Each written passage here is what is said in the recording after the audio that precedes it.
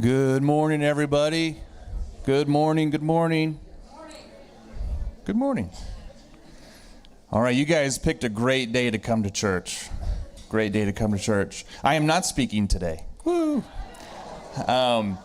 But we have someone far better, I promise. And this is somebody who was just recently speaking up at WSU this last weekend. Thanks to Judy Hopkins for introducing us. But I'm really excited to introduce Corey.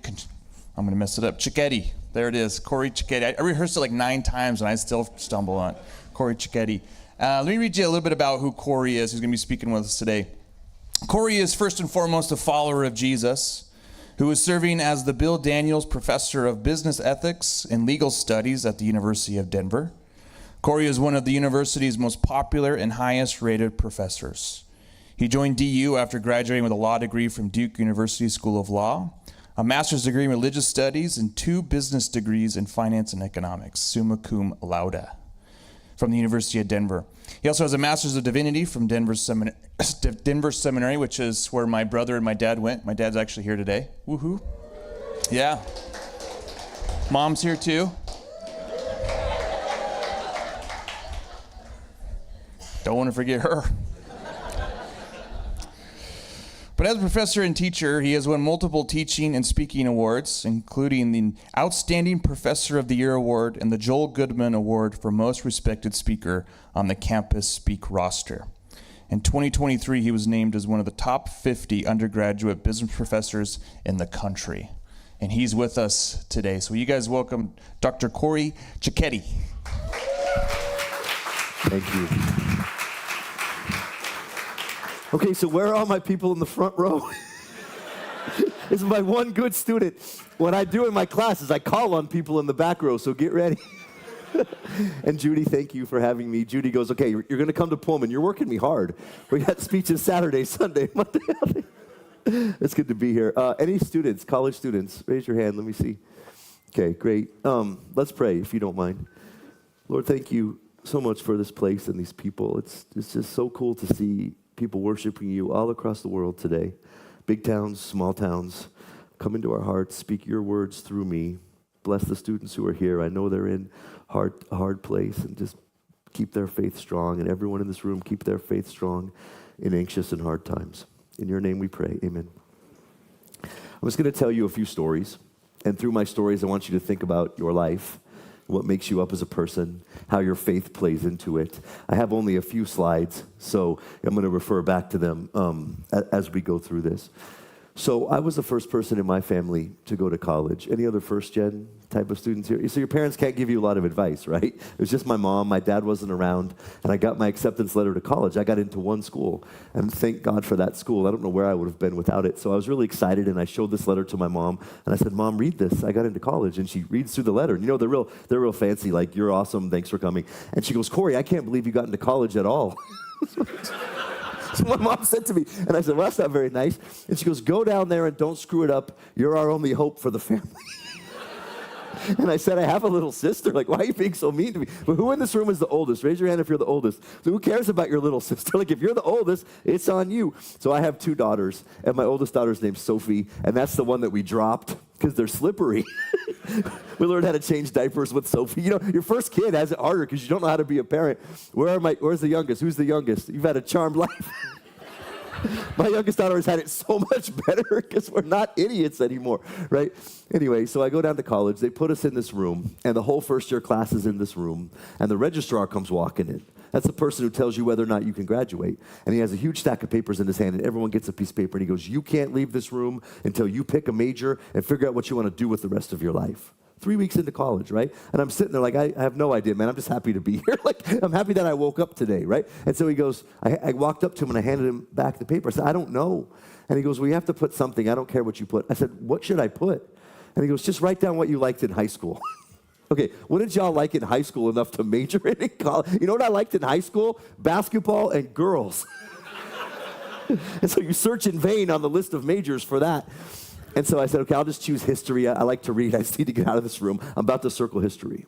And I had this voice in my head, and we've all had this voice, and in some of us it's louder than it is in others. And it said to me, Corey, you can't choose that. You're supposed to go to college to be rich. Raise your hand if you've had that voice. And the rest of you are lying to me in church, one honest person. So now I'm looking through the list of majors to find out what will make me rich, which is the dumbest way to do it. So I circled business, handed him back the paper, and just walked out of it, whatever. Okay, fast forward a couple years. Now I'm a junior in college. All my friends are taking the LSAT. That's the test for what? Law school. Voice comes back. If you could just go to law school, you could be rich and famous, and your life would be great. I didn't want to be a lawyer. I just thought that was the path to all the things that I would want. And by the way, put that first slide up if you don't mind. I was trying to figure out how to orient my life, but without any guidance, right? So I go to Duke Law School, and the reason I picked Duke is because I like basketball. And it's a great law school, you know, but I just wanted to go to basketball games, and that was really fun. It's like the mecca of college basketball. The campus is beautiful. And so I go to law school, and I graduate 3 years later, and I still don't want to be a lawyer. Well, now you have a problem, because now I owe $150,000 in loans. Because when you go to a school like that, they don't give you any scholarships, right? So I don't want to be a lawyer, but I need to be a lawyer because I have to pay back all these bills, and I still want to be rich. All these things are happening, right? And so I go to interview at all these law firms. And as I'm interviewing at these law firms, these people sitting across from me, they're lawyers, and they look miserable. You know, in the interview, you're supposed to hold it together for the interview, right? And I kept going home to my wife, like, I don't know, these people don't seem very happy. She's like, well, maybe the next one will be better. And I get to this last interview, and this woman's talking to me, and she's a partner there. And she goes, I don't have any more questions for you, Corey, but I have 5 minutes left. Do you have any questions for me? This is a good opportunity. If you're a student in here, that's a good opportunity to ask questions, right? I didn't have any questions, but I had to say something because she was just staring at me. So I looked at her and I said, okay, how much does it pay? Which is like the one question you're not supposed to ask in an interview, right? So she looks at me crazy, like, did you just say that? And so she starts to tell me. She's like, we're going to pay you $120,000 a year. Now, this is 20 years ago, so do the inflation math. That's well over $200,000. And if you bill a certain number of hours, you're going to get an $80,000 bonus. I mean, do the math. It's a lot of money. And at that point in my life, I'm just a poor kid from Nowhereville, Colorado. Like if I had $500 in my bank account, I felt like the richest person on earth. Any of you wish you had $500 right now? Like life would be great, right? And you're going to pay me all this money? So I looked at her and I said, that sounds incredible. I'll take it. I accept. You realize what I just did? I accepted a job that wasn't offered to me. And then she goes, well, I didn't offer you a job, Corey. You just asked me how much paid, and I told you. And she goes, I like you. You seem like a really nice person, and you have a good resume. I want to hire you, but they're never going to hire you here because you seem really nervous and really anxious. She goes, what's wrong with you? So your interview's going bad when she says that. Then she goes, do you need to go to the bathroom? So like I said, my 2 little girls at home, I asked them, if you have kids in this room, I guarantee you've said this sentence. Okay, y'all, we're going to Target. Who needs to go potty? The potties at home are nicer than the potties at Target. If you have kids, you just put Walmart, whatever other store in there. So I didn't need to go potty. I was 25 years old. I asked her, she asked me that, and I go, yeah, sure, please. So it's down the hall to the right. She goes, I'll see you later. And by that, she meant, I will never see you again, right? So I'm about to walk into this bathroom, and there's a small door into a big bathroom, and a man is blocking it, just standing in front of the door blocking it, and I can't get by. And he looks at me, and you could tell that he worked there, right? But he's not moving, and we're just staring at each other. And finally, he points at my chest. He goes, I'm waiting for you. Get in there. So I walk in the bathroom, and this guy follows me like we're about to fight. So I go to the sink and wash my hands for no reason. There's nobody in there. This guy puts his arm around me, starts to whisper into my ear. You ever had someone you don't know touch you in a bathroom? Kelly, that's a different sermon, man. I'm not qualified to teach that one. And he's whispering, and he goes, your name's Corey, right? And I look back at him, and I said, yeah. Look how he has more information than I do. I'm going to tell him the truth. You went to Duke Law School, he said. I said, yeah. He goes, well, so did I. My name is Scott, and I work here, and we're supposed to stick together. I saw that you were coming, and we're alums, so I came in here to save your career and save your life. And he goes, listen to me, and he leans in, and he whispers, and he goes, don't come work here. I looked at him, I said, what did you say? Because this place is terrible, man. These people here are terrible. This place is terrible. You're going to hate this place. You're going to hate these people, and it won't be long before they hate you. They're going to totally hate you. And I said, I'm a nice guy. What do you mean? He goes, you're going to keep a suitcase behind your door. And it's not for when you travel for work, because you'll never travel for work. It's for when you sleep here in this skyscraper. And every family vacation you ever plan is going to get canceled right before you're supposed to go, because there's going to be work, and your family's going to get really, really mad at you. Because you're probably going to get a divorce or have an affair like everybody else that works there. And I'm just sitting there like, what? And he goes, this is really important, so hear me. He goes, they're going to pay you a lot of money, Corey, but it's a trick. Interesting words. He goes, take my advice and run. He told me to run. And he took his arm off me, and that guy literally ran out the door, fast as I've seen a guy run in a suit in an office building. And I'm just staring at a mirror and 1,000 red flags. And clearly, he was telling the truth. He could have lost his job for telling me that. But I took the job anyway because I wanted all these other things in my life. And guess what? It was miserable from day one. Miserable. And now I'm 6 months into this job. It's 3 in the morning. I'm walking the halls of this building. And at 3 in the morning, I'm like, there's my boss. There's her boss. There's an 80-year-old man in the corner, making photocopies with trembling hands. Like, he doesn't need to be here. The guy had 4 or 5 assistants who could have done that work for him. And I said to myself, it's never going to get better. The guy from the bathroom was right. You ever had an epiphany moment with that sentence? And I want you to keep in mind, I've been a Christian since I was in 9th grade. But I also wanted to be a part of the world. And you have to try to figure out how to navigate those two things, right? So I sit down in the hall at 3 a.m. And I call my wife. And I just got married a month before to her, right? And my wife is cool. If you got to meet her, you would like her. And she's kind and friendly and supportive. It's why I married her. She's nice. But not this night. I called her up. I said, honey, I'm going to quit this job. Are you okay with that? And she says, you're going to quit this job that all your friends would love to have? This is a really good law firm, Corey. I had no intention last month of marrying a quitter.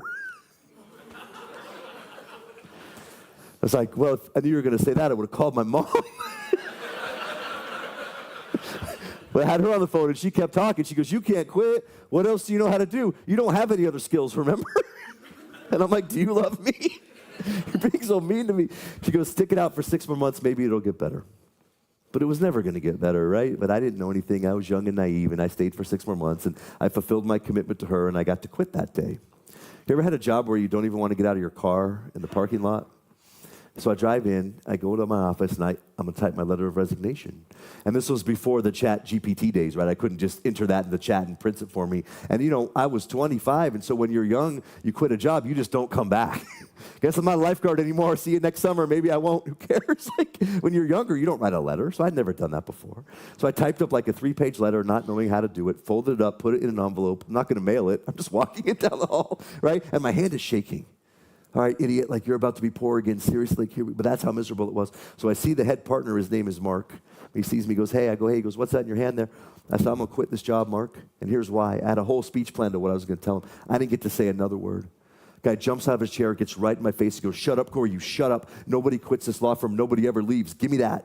And he ripped the letter out of my hand, ripped it into pieces, and threw it away into a trash can by my feet. He threw my letter of resignation in the trash. And they never taught me in business school what to do when someone does that. I like to read John Grisham books, like legal thrillers. And I wanted to look behind me like, can I leave? Someone behind me with a gun, right? And I thought that was rude, right? So I said to him, Mark, every single person that works in this law firm is completely and utterly miserable. And I'll never forget this. He looks right at me and he goes, no, I know that. Like, I just told you that every single person that works for you hates their job and hates their life. He's like, I know that. And I said, these people here, they're on their 5th marriage because of this job. He's like, no, I know that. It was so funny. At Washington State yesterday, I had these students raise their hand. I said, do this. And I said, by show of fingers, how many marriages do you want? You should have seen them. They're just like, I don't know. And so a couple people were like 0. I'm like, that's okay. It doesn't always work out. This one kid was like 4. I'm like, no, man, don't date until you figure your life out, right? He goes, Corey, you're not listening to me. He goes, I hate it here. Everybody hates it here. Everybody wants to quit. Not a day goes by I don't dream of quitting this job. What I said to you is nobody leaves. He said, that's different. He said, there's 2 reasons why they don't leave. 1, they don't have any money. And I said, how can they not have any money? These people make $1 million a year. I knew their salary, like it wasn't a secret. And he said to me the most American thing ever said. It doesn't matter how much money I pay these people, they always spend more than they make. Welcome to America, right? A lot of us are paycheck to paycheck. We make money, we spend money. Here's what I tell my students, and maybe you need to hear this, or maybe you have young people in your life who need to hear this. If you can live within your means, you retain the flexibility to quit a job you hate. And that's how we talk to young people. Because everyone's going to have a jerk boss at some point in your life, and you don't have to work for that person 1 second longer than you want to, unless you don't have any money, and your bills are due, and your credit cards are due, and you're going to be stuck. What we tell young people a lot is, you need to be fiscally responsible. Like, I think that's important, and I hope they do, but they're 20. Hey, kid, one of these days you're going to want to retire. I mean, that's true, but that's a long ways out. Just tell them you don't have to work for that person 1 second longer than you want to, as long as you keep your money right. It's the second thing he said to me that changed the way I think about everything. He goes, Corey, what are they going to do, man? Quit being corporate lawyers and go wait tables at Chili's? Like, those were the 2 alternatives. But think about it. If you're at this level and you don't like your job anymore, what do you do? Like, what's the bailout job for a corporate lawyer? There's nothing. And so do any of you want the part-time corporate lawyer to do your IPO? It's like, no, my wife's a surgeon. Let's say she doesn't like it anymore. Do any of you want the part-time surgeon to take out your gallbladder? I'll take the full-time person, right? His point was you're either this or nothing. Now listen to me very carefully. If you ever let your job define you like that, you have nothing if you lose that job. And a lot of times it's out of your control, right? Your job should never define you. And so if I were to look at my 20 years of teaching ethics and boil it down to one piece of paper, it would be this. And what everyone has to figure out, and can I tell you how incredible it is for me to be able to talk about God on a stage? I have been in front of 1 million people in my life, and I don't get to really talk about it. I work it in, but I have to be careful. But everything I'm saying and doing to all those people is based on my faith. It's based on the Bible. You have to figure out what's at your core. And then everything else in your life flows around it. And here's the prompt when you think about this. And for us, it's easy. If you lost what's in that blue circle, you would lose everything. In your hardest moments, what would get you through? You have to think about that. So what I do in my classes, because I can't just say, well, obviously that's God, so I have them think about it. And I ask them to write a paper about it. And they owe me a page on each of the circles. But I tell them they can't start writing it until they give me the blue circle. And you watch them panic. My Christian students, pretty easy. Everyone else panics. And they'll come to my office hours. I don't know what to put there, Professor C. Well, I go back through the prompt with them. Okay, so if you lost this, you'd lose everything. And so what they'll try to put in there are things like nature. But what I would say to you is, and that's great, but in your worst moment, is that going to be there for you? So there are certain things you can try to put there, but we have this. And in my life, as I tell you those stories, you can see what I was doing. And I've been a Christian since I was in 9th grade. I put work here. I put money here. A lot of my college students put physical, they put beauty there, they put their relationships there. These days, we're all just putting politics there, and that's not where it goes. Well, prove it to me, Corey. Okay, next slide, please. I will prove it to you. Matthew 6, Sermon on the Mount. Seek first his kingdom and his righteousness, and all these things will be given to you as well. You know, they tell you in church, since you're a little kid, that on your list of priorities, God comes first. And like, we've all said that. But what does that actually mean? Because when I was coming up, I'm like, no, my wife's going to come first. But here's the problem. In my worst moments, it's too much to put on her. It's too much to put on an actual person. God is strong enough to go there. Okay, so go back to the slide for a second. Then, once you figure this out, all the rest of the stuff revolves around it. And this is what people don't like to hear, but your faith is going to now influence your view of money. And your faith is going to influence the way you look at your job. And your faith is going to influence your way you talk to other people, the people you date, the people you marry. Your faith is going to influence how you look at politics and all that stuff. And it has to influence because nothing else is strong enough to do that. So I get this job as an ethics professor because a senior professor had died in the middle of the academic term. The guy died. And so, you know, when you go to see colleges, professors are old. You know, I have a really good job. Someone has to die for there to be an opening. It's like being on the Supreme Court. Oh, too soon for that joke. So what do you do if your professor dies? You got to get someone in there to teach the class, right? And so I go in there and I have to teach ethics, and I don't know how to do that, and I don't really care about that.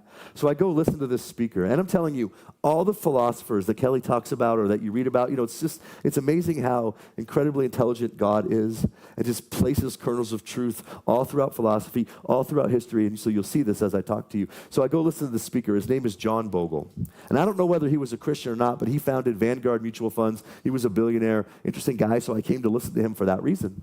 And he gets on stage and he goes, tonight I'm going to tell you a story about a dog.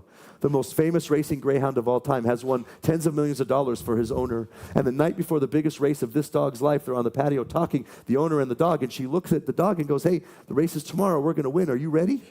Dog goes, I have to tell you something. I'm not going to race in that race tomorrow. As a matter of fact, I'm going to retire. I quit. I'm done. And she goes, wait, the race is tomorrow. We're going to make all this money. Are you hurt? Are you mad at me? Are you too old? She has a litany of questions. And the dog goes, it's none of those things. And she says, well, tell me why you won't run, because I don't understand. And the dog goes, okay, I've been thinking about my life lately. And ever since I was little, all I've ever done is race and race and race around these little oval tracks. That's all I've ever done my whole life. And it finally occurred to me, those little white rabbits I've been chasing my whole life, they're not real. I'm sitting in the front row of this speech like all the good students do. And I'm like, that's a cute story. Who cares? Like, whatever. And so I didn't care. And so he kept talking. He got me with the last thing I heard him say, which is, you can never get enough of what you do not need to truly make you happy. And he just leaves. He takes the microphone, he sets it in the thing, and he walks into the parking garage, and the audience is like, I guess there's no Q&A. What is going on? It was the weirdest leaving of a room I've ever seen. Everybody leaves except for me, and I sat in that front row with my head in my hands for 2 hours, and I just started to cry. And here was the questions I asked myself. Corey, you have more money than any of your friends. You have a better job than any of your friends. You have a more elite education than any of your friends. You have a nicer house. You have a better car. I kept saying to myself, so why aren't you happy? Y'all ever had those conversations with yourself? The cool thing about having me here today is this is all that I do, so I already know. Here's a metaphor I use to describe this. We climb the ladder of success. We get to the top. We look down from this ladder we've been climbing our whole life, and we realize it's leaning against the wrong wall. That's all we tell these young people. That's all my students ever hear. Climb, kid, climb, climb, climb, climb, climb. Get the best grades you can, do as many things as you can, do as many sports as you can so you can go to a good college. And once you're there, do the best you can and work as hard as you can so you can go to a good grad school or get a good job so you can finally, your life can finally mean something. And so what I tell students, and when I say this to them, they just start crying. You should have seen these people yesterday. There were people in tears. I tell them, I don't care about your ladder. I care about your wall. That's what matters. And I tell them, if you're going to work so hard and have so many sleepless nights, it might as well mean something to you. And I think we all need to think about that for a second. Like, what are we climbing for? And what are we doing these things for? Because relentlessly climbing is exhausting. And that fuel will run out. The only way that fuel doesn't run out, if you know what you're doing it for. And if you have the things in the right place, then you can. And the world needs this. Like, to whom much is given, much is expected. We all know that, right? But if your fuel runs out, it's hard. So custodians come in at 11 o'clock at night. They see this professor in the front row in tears. This guy goes, I don't know what's wrong with you, man, but we got to turn the lights off and lock the doors. And they kicked me out into the quad. So if you see a crying professor in the quad, give him a hug or something. And so my life came into perspective for me that night, and I just realized what I had been doing, and I was so ashamed of myself. And I basically said, Corey, the world's been lying to you since you were a little, and you've believed it, and I was so ashamed of myself. Here are some lies. Tell me if you've ever believed this one. If I just had a little more money, I would be a happier person. Yeah, we've all believed that. So I like to prove things like a good lawyer beyond a reasonable doubt.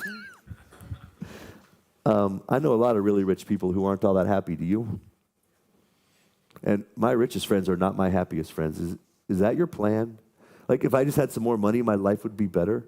It's not like that. Now, there is an amount of money where your life, if you make, I think it's like $50,000 a year or less, whatever that is, any dollar you make, when you're below that matters. But once you start getting above some lower mark than you would think, those marginal dollars don't make you happier. Yet look at what we do as Americans. We just chase it and chase it and chase it. Go to the next verse. Ecclesiastes attributed to Solomon, whoever loves money never has enough. Whoever loves wealth is never satisfied with their income. This is meaningless. I'm going to add a word to this. You're not supposed to do that with the Bible, but I think it's implied. This chase is meaningless. This constant chase of money won't ever satisfy you because there'll always be someone richer than you. That's what it will be. Okay, thank you. Go back to the thing. So if you want to put money at your middle, it's fruitless. Here's another one. This is what gets my students, but also adults are this way too. If I was just a little bit better looking, I would be a happier person. Ever said that? If I was prettier, if I was skinnier, if I was more handsome, if I was more athletic, I would be a happier person. Okay, I know a lot of pretty women who are miserable. Do you? They're everywhere. A lot of handsome guys. My most athletic friends are not my happiest friends. I can't imagine going to my friend who's really, really good at basketball. Like, he's really good at basketball and going, hey, man, you're so good at basketball. What should I do with my life? I'm lonely. I wouldn't ask him that. He's just good at basketball. Why do we think that if I emulated that, I would be happy? My students go, if my grades were just better. I know a lot of 4.0 students walking around this country riddled with anxiety and on antidepressants. So it's not that. If more people liked me, if I was more respected. Have you ever said that? If just more people respected me, I would be happier. When I first started teaching, my very first quarter teaching, I got my student evaluations back, and I got perfect student evaluations from every student. There were like 200 students. They gave me 6 out of 6 on everything. So I went home and told my wife, I'm like, this is really cool. And the registrar's office had called me and said, wow, we've never seen this before. So I said to my wife, guess what? My dean is going to hear about this. And my department chair is going to hear about this. And when they hear about this, I'm going to get a raise or a plaque or an award or something. Anyone want to guess what did happen? Someone guess. Nothing. Nothing. To this day, it hasn't come up. And the people that were being nice to me started being mean to me and getting jealous of me. Ever had that happen to you? You have a significant accomplishment, and the people who should be happy for you are mean to you and jealous of you? And the only reason I tell you that story is because if I based my happiness on their respect, I'd still be miserable. Now, I want to be clear. Nothing I just mentioned do I find to be bad. It's just fake. It's different. Money's not bad. It's bad if it defines you. That's the whole point of all this talk in the Bible about money. It's bad if it defines you. It's bad if you chase it. It's bad if you store it up and don't do anything. Money by itself is good. This building is beautiful, y'all. It's when it defines you. Being good looking is not bad. It's bad if it defines you. Do I think your grades matter? Yeah, I'm a college professor. Of course I think that matters. Does the respect of your peers, is that important? Yeah, of course it is. So please don't walk out of here and tell Kelly, you know, that guy Corey, he told me to be poor, fat, and ugly to be a good Christian. I didn't say that. Someone always takes that away. I'm going to be very clear on the record. This is being recorded, yeah? Okay, I did not say that. I am asking you to be happy. And those two things are only mutually exclusive if you chase one at the expense of the other, right? So just hear me when I say that to you. So as I go around, I have to think about it. Okay, so that stuff is fake. What stuff is real? And again, I take all of this from the Bible. I just don't tell them that. But the people in the room who are Christians, they all know, and they come up to me, are you a Christian? They'll tell me. So there's three things that people want. And the cool thing about my job is I just get to talk to people. And as different as we all are, we're also the same because we're humans. And we want three things, okay? So this applies to you. Peace and contentment in our heart. You want to wake up a happy person. But we don't, do we? There was a magazine that asked the question of Americans. You should answer this. So it was anonymous, so people got to answer honestly. Here's the question. When you wake up in the morning, do you genuinely and consistently wake up happy? So what it didn't ask is, do you wake up tired? Because I have two kids every day. Anyone else wake up tired? Like, don't ask me stupid questions. Do you sometimes have a bad day? All the time. There's chocolate up to being human, but to be fair, they didn't ask that. In the morning, when you wake up, do you deepen your heart genuinely over long periods of time, consistently wake up happy? You know what I like about that question is you take your worst days, you get to throw them out. You take your best days, you get to throw them out, and you land at who you are at your core. You should answer that question. But again, I already know. So every year I would sit there and I would wait for the answers, and every year it breaks your heart. 76% of Americans every year answer no. Anonymous survey. Ever taken the statistics class? Raise your hand if you've taken a statistics class. Okay, you can take data like that, and you can extrapolate it to similarly situated audiences like this. That means 7 out of 10 of us in this room don't wake up as happy as we could or should. And I had to figure out, how is that possible? Like in America, how is that possible? Now, to be fair, one of the classes I teach is constitutional law. That class used to be really fun. Class is hard now, and I teach it because it's important. It's just hard now. And America will break your heart, and look, this country has some things it needs to atone for. Let me start a new sentence. There are also billions of people who would love to come to this country and have our bad days. And both of those statements can be true at the same time. And I probably know two people in this room, okay, so I'm going to say this to the rest of you. If you can't find a way to genuinely and consistently wake up happy here, you are chasing something fake. And I would stop it because it's not going to work. And I'll give this to Kelly. He can give this to you. You can take this sheet. You got to figure out what's worth chasing because the rest of this stuff is going to let you down. It's going to let you down. It will not work, and you need to be smarter than that. So I had to figure out, why are people so discontented in America? And there are lots of reasons, but I landed on two. Number one, you are misdefining where your worth comes from. Now, I'm just going to say this, and I'm going to say this to the young people first. If your parents tell you opposite, they're wrong. Your worth does not come from your grades. It just doesn't.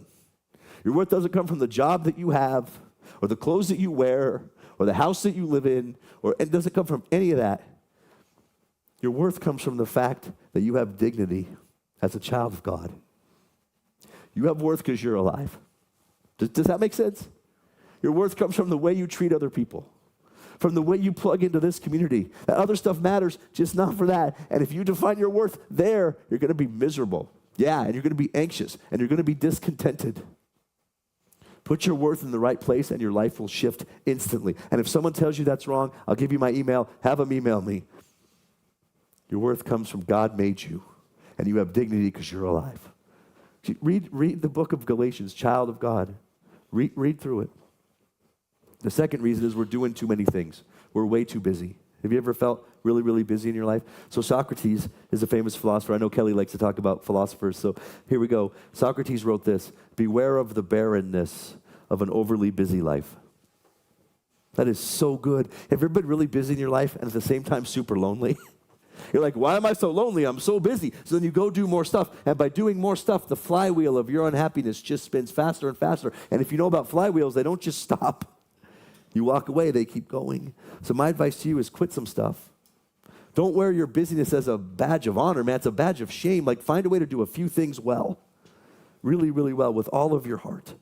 So other people can handle other stuff. Just find a few things to do. Why, Corey? Why would I do that? I don't know. I want you to wake up happy for once. Wouldn't that be nice? Second thing everybody wants, small group of really good friends. Notice I didn't say a big group of crappy ones. And the fact that I have to differentiate those two statements says something about our society. But ever since COVID, this has been very, very clear. And I'm going to speak to my students, but I'm really talking about you. My students are surrounded at all times and friendless. Believe me, they are surrounded and friendless. Have you ever felt that way? So here's how I define a friendship, okay? Someone who would rush into your life when everybody else rushes out. That's a friend. And you only need like 5 of them. If you can find 5 people like that, you've won. So have the biggest network you want, okay? All that social media stuff, I don't mind it. It only bothers me if that's where people are finding their core friendships. That's fine. But you need a soul circle. And the Bible is full of statements like that. Iron sharpens iron, right? Being together in friends in love. You need a few people who love you. So here's a prompt. If you were getting married tomorrow, do you have 5 people you'd be so proud to have stand next to you at your wedding? Go find that, okay? Find that in this place. And by the way, I will say this to Christians. We need some non-Christian friends too. You know, it helps me a lot to have friends who aren't Christians. Not just so that I can speak into their life, but also just because I don't need to just be here. I want to be in the world too. So find some people who love you. Please find some people who love you. And if you need a new group of friends, man, there's 8 billion people in this world. And this part of the country, I will say, y'all are so kind. These students I meet at Washington State are so kind. Yes, sir. No, sir. Thank you, sir. They look you right in the eye. Like, there are good people here. So find some people to love you. The third thing everybody wants is to be good. That's a pretty full life. If you could wake up happy, you could have a couple people who love you, and you're a good person, and you can go, I don't know, have whatever job you want. It doesn't matter to me.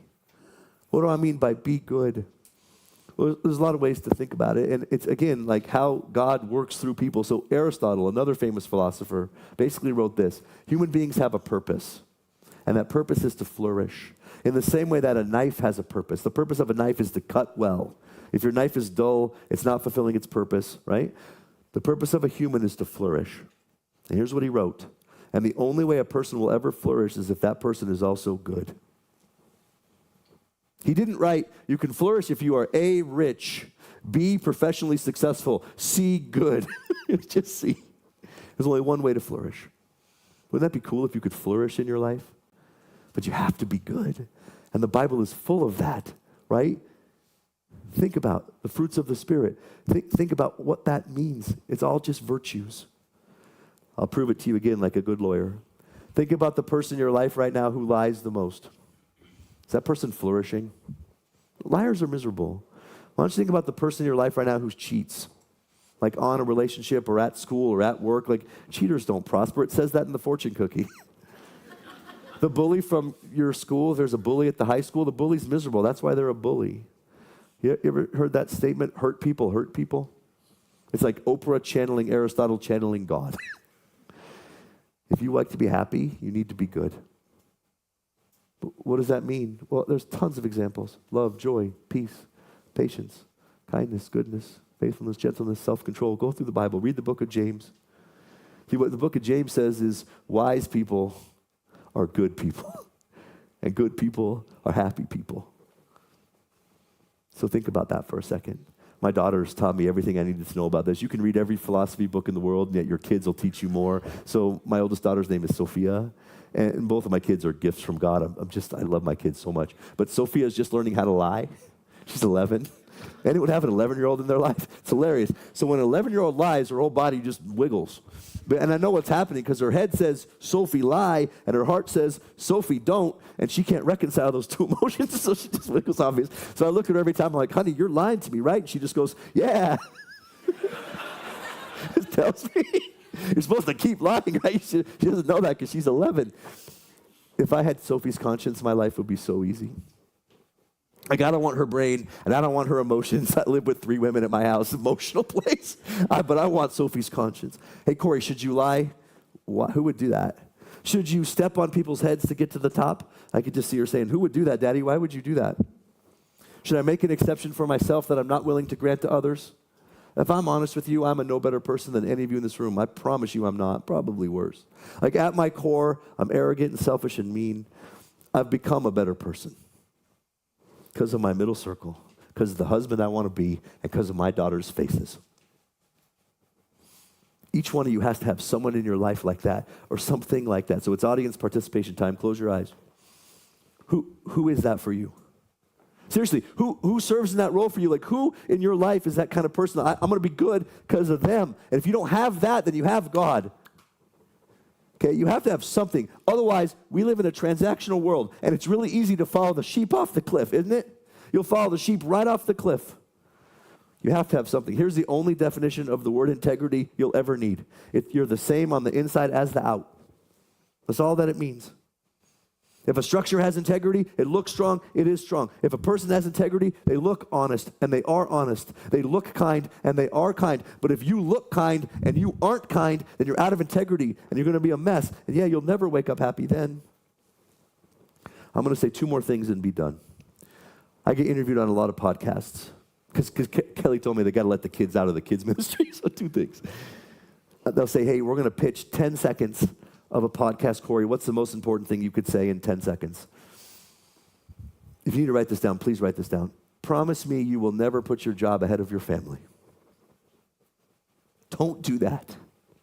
Like I said before, I've stood on a stage in front of 1 million people. If I could say one thing to them, that's what I would say. Don't do that, because your heart doesn't want that, and you're going to be out of integrity when you do that. Now, your boss may not like that, and there are repercussions for that. And they don't love me at my university. I wouldn't say they love me. If there's a soccer practice at the same time as a faculty meeting, I'm going to soccer. I'm the coach. We're the kicking kangaroos. And my dad was never at my soccer practices, and I remember that, and I'm a man. So it's cost me raises and awards. I'll probably never teach at Harvard. There's a lot of things in my life I'd like to do I'm not going to get to do because of my philosophy and the way I put my blue circle, but I'm the happiest married man at the whole school. I'm the best father at the University of Denver. I'll bet my life on it. And in life, you choose. You always choose. And the cool thing about faith is we have free will, and we can choose how we want, right? And God will accept either of those choices and love one and hate the other. My job still comes forth. I've got like 6 things I care about in my life. I'm a religious guy. I love my wife. I love my kids. I like my job a lot. I like to travel. I like to exercise. I pretty much suck at everything else. You should see me golf. Right into the lake. Every time. And I'm an athletic enough person to not want to hit a golf ball into a lake. My kids will collect golf. Daddy, here's more golf balls for the lake. I think it's like a carnival game or something. But I don't have time. And if I was good at that, I would be bad at these other things. But if you only have 6 things on your list, you can be good at all of them. And then someone, you don't love your job, Corey? It comes forth. I love my job. Can you tell? Just not more than them. And why would I? So get your priorities straight. Okay? And get your blue circle the way it needs to be, and let your job revolve around it as opposed to vice versa. Because if God comes on the periphery of your job and it's at the middle, it's going to get pushed away. All maybe why money gets pulled this way, and then relationships get pushed that way, and your contentment gets pushed that way. It all has to revolve. Last thing I'll say to you is there's a poem by Ralph Waldo Emerson called Success. And you should go home and you should print it out. And you know what I always say is when someone like Ralph Waldo Emerson writes about this kind of stuff, I'd probably listen. And if he writes about how to bake a pie, you can throw that in the trash. I don't know if you know how to bake a pie. But if Emerson talks about success, I'd probably listen. If Socrates tells you that you're too busy, you're going to be lonely, I'll probably listen to that. And if Aristotle says to you, like, hey, the only way that you're going to flourish is for you to be good. If Matthew writes and Jesus says, like, at the center of your life should be God, follow that first. I mean, I'd probably listen. We don't have to sit there and learn every single lesson the hard way. So in that poem, he talks about what makes a human successful. And again, straight out of the Bible. It's just so funny how that works. I don't know if he was a Christian or not. Maybe not. It doesn't matter. Like, wisdom is from God. And you will search that poem in vain for any mention of money, or any mention of being good looking or professionally successful. It's not in there. That poem was full of contentment, relationships, and character. Well, in the very middle is the most important part. And this is what poets do because they don't have a lot of space, right? So every word matters. You ever take an English class, they'll teach you something. It's literary structure called a chiasm. So here's how it goes. A, B, C. D is the key, it's right in the middle, and then it goes down C, B, A. That's the structure. And the Bible works like that a lot. You'll see that in the Psalms. It's everywhere. Okay, so in the middle of this poem, he talks about legacy as the key to success. And here's the sentence, and I want you to listen to the grammar of this. You make a difference. You leave a legacy by a healthy child, comma, a garden patch, comma, or a redeemed social condition, period. And when I figured out what that meant, it changed my entire life. And I said to myself, okay, I don't have to go cure cancer. I just need to be a good dad. Look, we need good dads. I was just at University of Georgia, 1,200 young men in a room. That's a tough crowd. And I got to talk to them about what kind of dad they wanted to be. Florida State University, 1,100 young men in a room. I got to talk to them about what kind of dad. I'm telling you, people were in tears. When I talk to students, they want their dad. They want their dad at home. They don't want their dad at work anymore. Where's your mom? At work. Where's your dad? At work. And so I talk to adults and they go, well, I'm just providing for my kids. You know what? They'd rather have you home. Maybe you don't need the trampoline or the second home or whatever that is, but be there for your kids because it matters the same as curing cancer. See sentence structure like that where you got a bunch of words and a bunch of commas, and after that last comma you insert the word or. The sentence structure means everything on that list is the same. Like when you were little, your dad might have said to you, hey, this summer, do you want to play soccer, basketball, or tennis? Doesn't care. They're worth the same. So someone needs to cure cancer. They might do it at the university here. I don't know, but I'd rather be a team of 500 people rather than a team of 5 who lose their marriages over it. You have a garden patch here. You have this beautiful garden patch, this beautiful church, these wonderful people. Like, plug into this thing too. I'm really tired of my students saying to me, hey, Professor C, I'm going to go change the world. Okay, cool. How about you stop fighting with your roommate first? How about you eat breakfast this morning? What I think is the inches matter more than the touchdowns.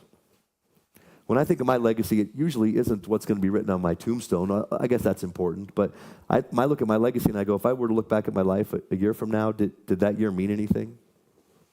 Did coming out here mean anything? I look at legacy like that, and I hope you do too. Since I started with tombstones, let's kind of end with that. I got one more verse. I'm going to read it, and then we'll be done. I want you to go to a cemetery. If you ever do, I'll send you $100 if you can find a tombstone that reads this. Here lies John Doe, he was rich.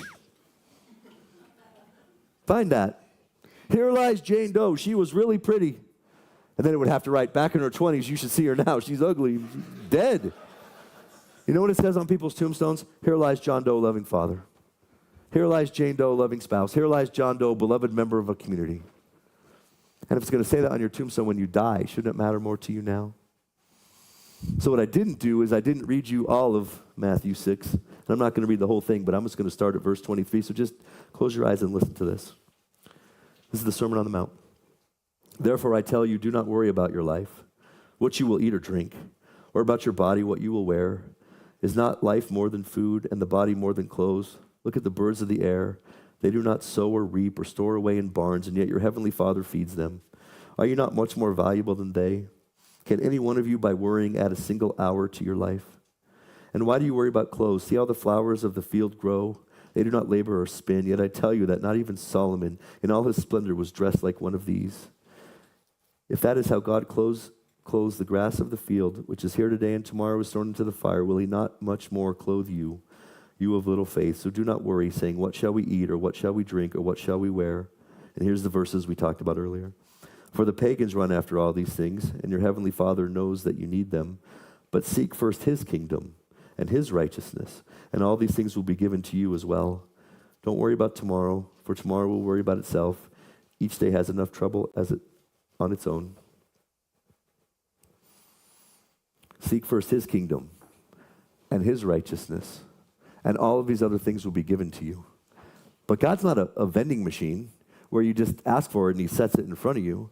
How I interpret that verse is, if you seek first the kingdom of God, you will understand better how all these other things apply to your life, and that is what will be given to you. Right? If you orient your life this way, you'll understand these things, and you'll still have trouble, but the knowledge will be given to you, and that will be way more of a contented life. Bless you so much. Thank you so much for having me, Kelly. Thank you, guys.